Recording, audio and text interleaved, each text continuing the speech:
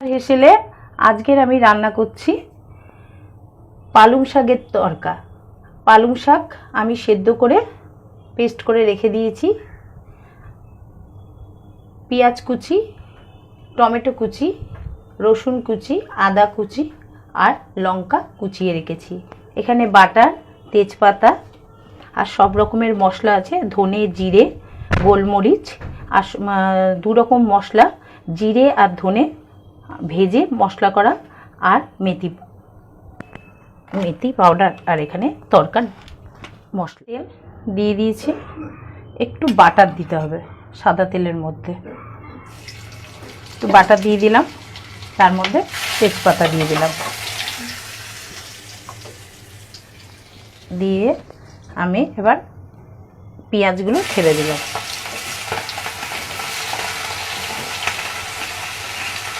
পেঁয়াজগুলো ছেড়ে দিলাম, আমি একটু ভাজা ভাজা মতন করব। পেঁয়াজগুলো একটু ভাজা ভাজা মতন হয়ে গেল। এবারে আমি দিয়ে দেবো কাঁচা লঙ্কা কুচি, আদা কুচি, রসুন কুচি।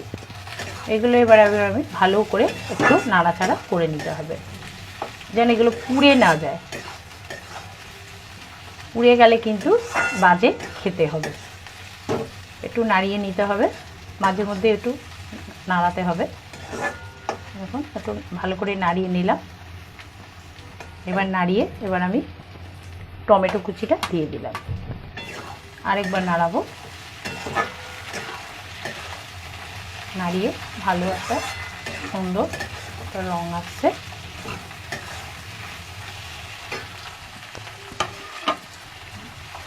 এবার আমি লবণ দেব। লবণটা যে যার স্বাদের সঙ্গে দেবেন। লবণ দিলাম, লবণটা দিয়ে আরেকবার নাড়িয়ে নেব।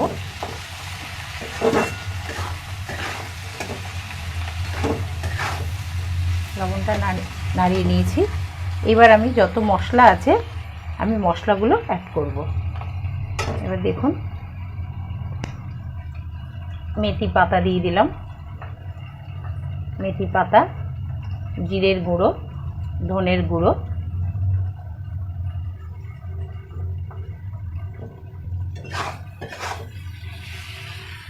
এবার সব রকম গুঁড়োর মশলা আমি দিয়ে দিলাম।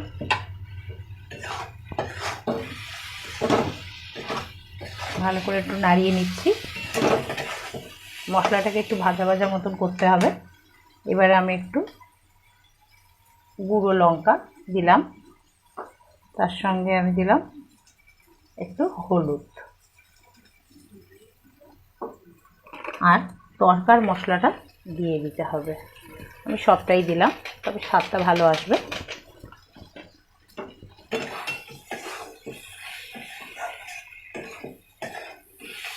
একটু ভাজা ভাজা ভাজা ভাজা মতন এটাকে একটু ভালো করে ভাজতে হবে, যেন তলা না ধরে যায়।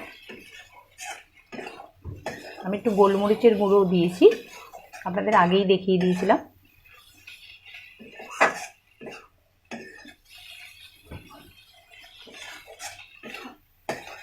একটু ভালো করে ভাজা ভাজা হচ্ছে। দেখুন একটু বেশ কালারটা এসছে।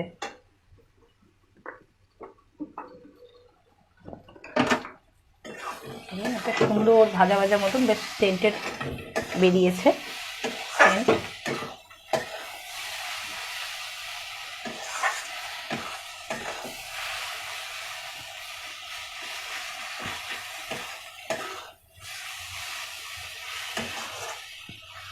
এবার আমি পালং শাকটা যে পেস্ট করে রেখেছিলাম ওইটা আমি ঢেলে দেব।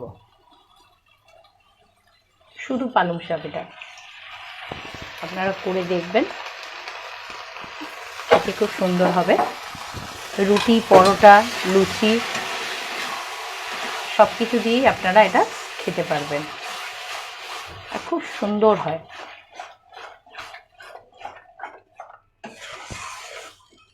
দেখুন সব কিছুই আমি মিক্সড করে দিলাম। দেখুন তরকাটা করেছি। এবার সামান্য একটু আমি জল দেবো, বাটিতে একটু বাটি জলটা আমি দিয়ে দিলাম।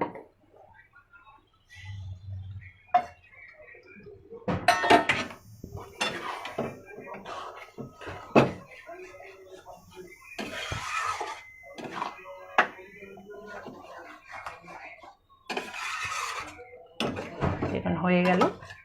আমি একটু নিমে আছে এটা বসিয়ে দেবো। মাঝে মধ্যে কিন্তু নাড়িয়ে নাড়িয়ে একটু দেখতে হবে। একটু আমি নিমে আছে 5 মিনিটের জন্য রেখে দিলাম। এবার ঢাকনাটা খুলে দিলাম।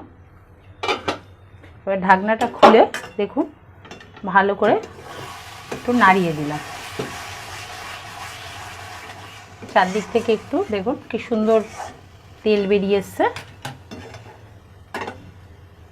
তেল বেরিয়ে এসছে। এবার আমি বাটারটা দিয়ে দেবো। বাটারটা দিলে স্বাদটা আরও সুন্দর হবে।